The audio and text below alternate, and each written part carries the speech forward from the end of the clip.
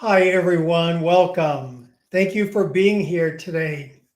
I'm David Kessler, and I'm coming to you because today is National Grief Awareness Day. I'm going to tell you about that and the importance of it. But I would love if you are watching live, or even if you see this in the replay, I'd love if you would just let us know where you're at. It's always nice to know where we're reaching. As I mentioned, I am David Kessler. I'm a grief expert, and I am here today on behalf of a number of organizations, PESI, Bridge Street, The Networker, a lot of organizations to really talk about National Grief Awareness Day. And in 2014, National Grief Awareness Day came about because of the work of one woman, Angie Cartwright. Angie Cartwright, in her childhood, had dealt with the death of her sister. She had to deal with the death of her mother and then the death of her husband in her adult life. And she suffered so and really wanted to turn her pain into purpose, as I bet many of you have done in a lot of ways. She did that and created National Grief Awareness Day, that is August 30th. Sorry, let me get my date right. August 30th. And every year we talk about the importance of this. So I'm so glad you're here. I'm going to give you a little information about grief and loss, that some of it may be a few new tools, some of it may be validating, and I also have a little workbook, a surprise to give away to one person here in the platform today. And I'm going to tell you about that. Here's what we're going to do. I just want to start while I'm talking with, maybe if you could answer one of these questions. How are you helping spread the word about grief awareness? What do you wish more people knew? What do you wish, if you're someone, maybe you've dealt with grief, and I would imagine a lot of you have, what do you wish someone knew? The interesting thing is, many of you know. Unfortunately, it's the reality. Most people can become a therapist in this country and many places in the world without one mandatory class on grief. The fascinating thing is, all of us, the death rate is 100%. We are all going to deal with grief someday in our lives. And your clients, every single client, is going to deal with grief, the death of a loved one, as well as a million other types of grief. So really think about that idea of, grief knowledge isn't often thought about as part of a basic curriculum. If you know a lot about grief, you probably learned it from your life.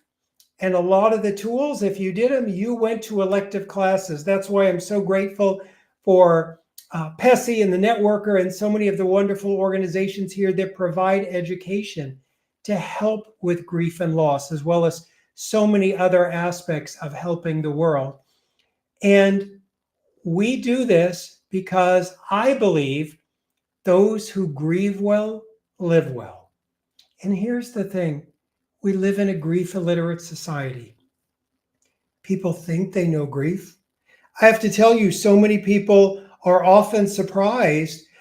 They've either been in my certificate program or taking classes for me, and there's like, there's actually tools for helping people in grief, and there's real tools, real techniques, just like any other big life events. There's things that we've seen that can help. And so it's a really interesting concept, and Grief Awareness Day really brings home that idea that grief must be witnessed.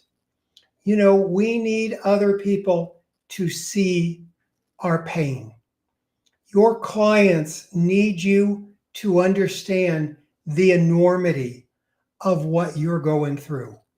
And I think sometimes, so many clinicians have told me they know how to do the first, second, maybe third session on grief, and then they don't know where to go from there.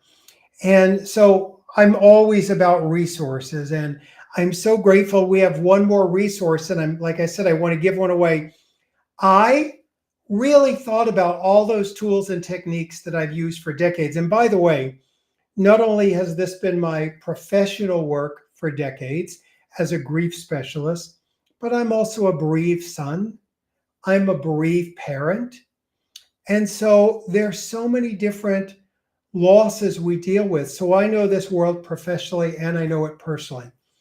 I have been working with Bridge Street Books for the past few years, really, on doing an actual grief workbook on all the tools that you can use when you're sitting down with a client, that you could actually, they could go off and do some of these things. And it really walks through so many tools and techniques around guilt and changing our story and dealing with the pain and catastrophizing. And so if you want to be eligible for a giveaway of the book, we're going to give one away. I'm going on so many different platforms today. For National Grief Awareness, I'm giving away one of these an hour. So you can check that out. And here's what you need to be eligible. Just answer those two questions. Answer one of those questions in the chat. We're just going to randomly choose a comment to send someone in the United States, only unfortunately, that's where the book is, a copy of the new workbook, like literally the day it comes out. So here's one of the questions. How are you helping to spread around awareness of grief? My guess is you're a teacher. You help people understand. And if that's not the question for you, maybe you're in grief, you're in pain. What do you wish other people knew about your grief? What do you wish they were more aware of? Is it the pain? Is it the loneliness? Is it the isolation? So many different aspects. And by the way, you can put those in the comments live now or in the replay. Going to be checking this all weekend. So just know that's there if you want to be a part of that giveaway. If not, or if you don't win the book, we've got a QR code for the book that's coming out. I am so excited because I know how much it's going to help you to help people. So, but let's talk a little bit more about grief and grief awareness and all the things we can do. So one of the things that I think is fascinating that we're learning more and more about, especially those of you who deal with this clinically, is we know on one hand, sharing the story is so important. Sharing the story of our loved one's death. By the way, I have an online grief group. Many of you send your clients there to supplement your amazing work. And one of the things I always say there is we can't do graphic details in groups. We can't do really intimate knowledge in groups. That belongs one-on-one with your clinician. And so they need you to really hear all the details of the story. They need to have that grief witnessed. I have to tell you, there's a lot of things. After my younger son, David, died 7 years ago, I went to grief counseling. I needed to tell that counselor things that I had not shared with anyone. And it was important to have someone be present. The interesting thing is we also know that we still need to say their names. We need to tell the stories. Clinicians need to witness that long after the family may want us to quit telling the story. However, it's fascinating. We're also seeing studies and information coming out that we can also get stuck in the story. And it can become where our mind is revolving instead of evolving in the story. And so it's interesting, there's such a balance around that. And by the way, besides the book, which I hope every single one of you will let your clients know about. By the way, you can find info at the book at griefbook.com. And once once you pre-order it, anyone who pre-orders it, you're also going to get a free class with me where I'm going to walk you through some of those exercises. So just know I am committed to getting the word out and giving you all the resources you need. And one of the things clinicians have told me over the years is how they thought grief isn't an area I'm necessarily going to specialize in. And then one day, that client that you've been seeing for years calls you that their child died. They call you that their spouse just died, their parent, their sibling died. And all of a sudden, you're like, I don't know that I have the tools or the confidence to deal with this. Grief wasn't going to be my area. And sometimes people even go, let me refer you out. And the client goes, no, I want to stick with you. During this time, I need someone who knows me. So that's why I've always been so committed with a networker and PESI to really make sure you have the tools you need to help those clients who are counting on you. And the other thing that we know about trauma and grief, and by the way, all grief does not have trauma, but all trauma has grief. So in so many areas, they go hand in hand. And of course, there's also traumatic grief that people go through that we need tools for. And one of the things is that what's the worst thing we can do in war besides killing someone, which is, devastating how much is going on in the world today. But besides killing someone, putting them in isolation. People in grief isolate.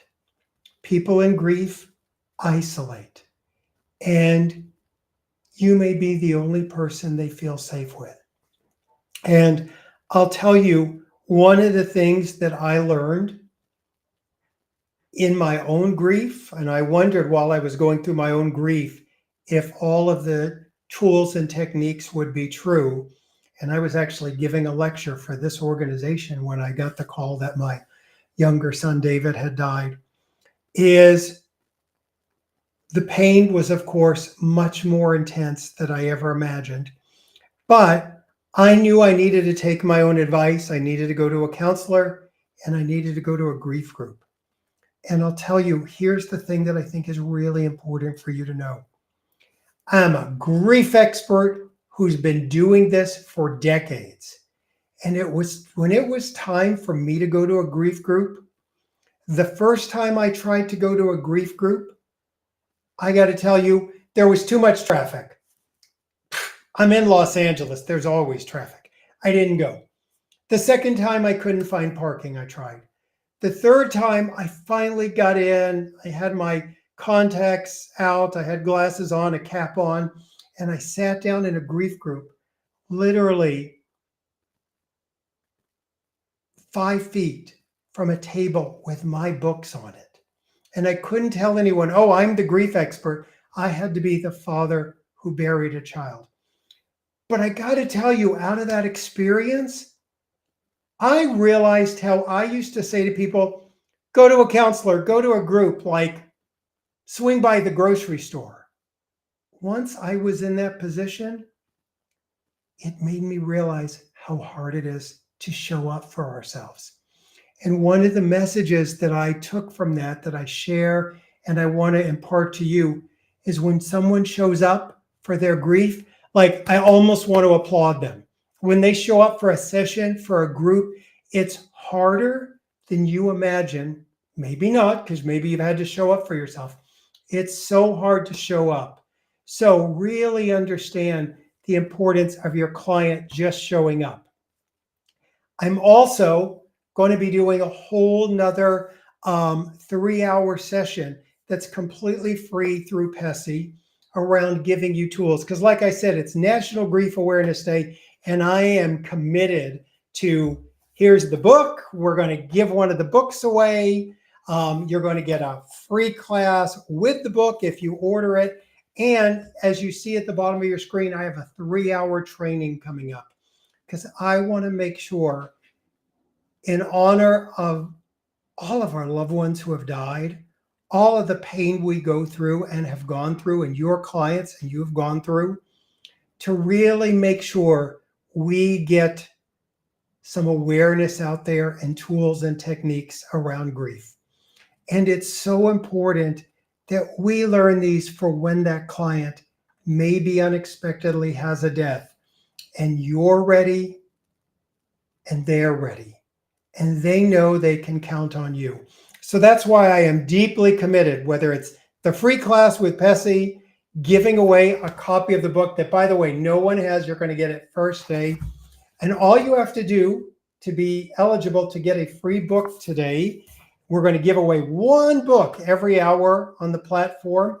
I'm here, then I'm going to be in my TikTok, then I'm going to be in my grief group, then later I'm going to be on my Instagram. I am everywhere today for National Grief Awareness Day. So if you want to be eligible for the one book we're giving away this hour, put a comment and just let us know, what are you doing to help with grief awareness?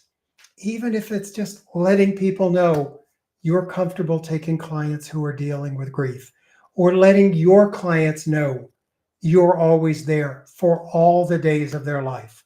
And if you've been through pain of grief, what do you wish others were aware? This weekend, so if you're watching in the replay, it's completely fine. We're going to choose one comment, someone in the US, and send you a copy of the book for free. For the rest of you, I hope you will order it. If you pre-order it now, you're going to get that amazing gift with it of another free class. So we got lots and lots of things for you because I'm deeply committed to getting the word out about healing. And I'll tell you why, and I'm going to wrap up here with this. I've spent decades with this organization, and I have seen so many clinicians show up over all those years, tell me all they've been through and how they're turning their pain into purpose and how they were showing up to learn from me and how they maybe became a clinician because of their tragedy. And those clinicians, when my son died, were evidence that life after loss is possible. And that's what we can all do for one another, be evidence that we can remember in time with more love than pain. Thank you all so much. It's time to say goodbye, and I appreciate all you do for the world, and each of you is making the world a better place.